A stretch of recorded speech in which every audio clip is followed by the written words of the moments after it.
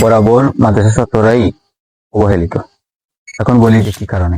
দেখেন, জুলাই অভ্যুত্থানের আগেও মাদ্রাসা ছাত্রদের প্রতি তেমন একটা গুরুত্ব দেওয়া হয়নি, এবং যেই সরকারি যে সার্টিফিকেটটা দেওয়া হয় হায়াতুল জামিয়াতুল কওমিয়া বাংলাদেশ মাদ্রাসা আহ, শিক্ষা বোর্ড থেকে, সেটা তেমন একটা কাজে করে না। কিন্তু সেটা শেখ হাসিনা পাওতাবাজি করে নিজের নাম ফুটিয়ে তোলার জন্য সেটা দিয়েছিলেন। এবং জুলাই অভ্যুত্থানের পরেও দেখা গেছে যে, দেখেন, জুলাই অভ্যুত্থানের মাদ্রাসা ছাত্রদের অবদান তো অসামান্য।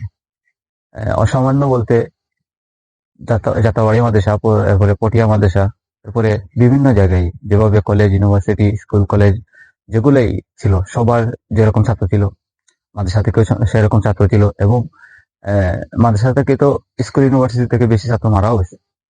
হিসাব সমীকরণ তো সেটাই বলে। কিন্তু এখন পর্যন্ত মাদ্রাসা ছাত্রদের প্রতি তেমন একটা গুরুত্ব দেওয়া হয়নি, বা তাদের যে অবদানটা ছিল সেটাকে তেমন একটা ফুটিয়ে তোলা হয়নি। এমনকি মাদ্রাসা ছাত্রদের যে দাবিগুলো, সেই দাবিগুলো পূরণ করা হচ্ছে না। এখন দেখেন যে স্কুল, ইউনিভার্সিটি যে ছাত্রগুলোই রয়েছে, তারা যে দাবি নিয়ে যাচ্ছে সেই দাবিটা পূরণ করা হচ্ছে, কিন্তু মাদ্রাসা ছাত্রদের সেই দাবিটা পূরণ করা হচ্ছে না। বা স্কুল, ইউনিভার্সিটির ছাত্রগুলা গেলে তাদেরকে কমপক্ষে তো আশা দিয়ে দেওয়া হচ্ছে যে তোমাদের দাবিগুলো পূরণ করা হবে, কিন্তু মাদ্রাসা ছাত্রদের বেলা সেটাও নেই।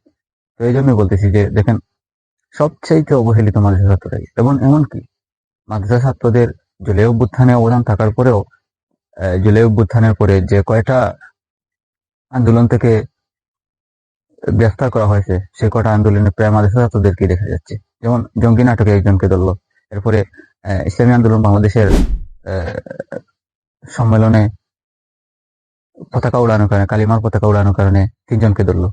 তো এরা আসলে মুসলমানেরই সন্তান ছিল, আর সম্ভবত এরা আমাদের ছাত্র ছিল, আমি পুরা শিওর না। তবে এর বাদে যাদেরকে ধরলো, ওই যে উপদেষ্টা ফারুকী, শাহবাগী উপদেষ্টা, ওনাকে, ওনার বিরুদ্ধে প্রতিবাদ করার কারণে, প্রতিবাদ করার দায়িত্ব বা প্রতিবাদ করার অধিকার তো দেশের মানুষের সবারই আছে, কিন্তু অন্যদেরকে ধরে নাই। মাদ্রাসা ছাত্র যে 3-4 জন ছিল, তাদেরকে ধরে নিয়ে আসছে। তো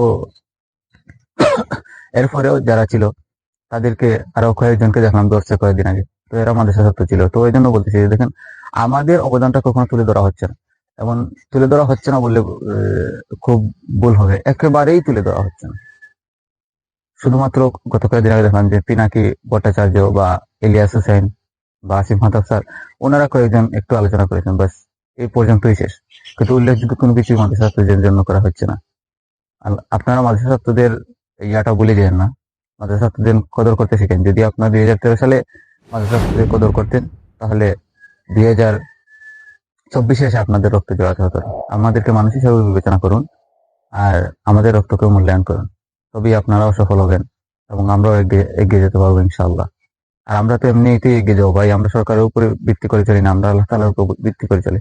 আল্লাহ তাআলা দিন আমাদেরকে দিন তো কেউ আটকাতে পারবে না ইনশাআল্লাহ। আসসালামু আলাইকুম।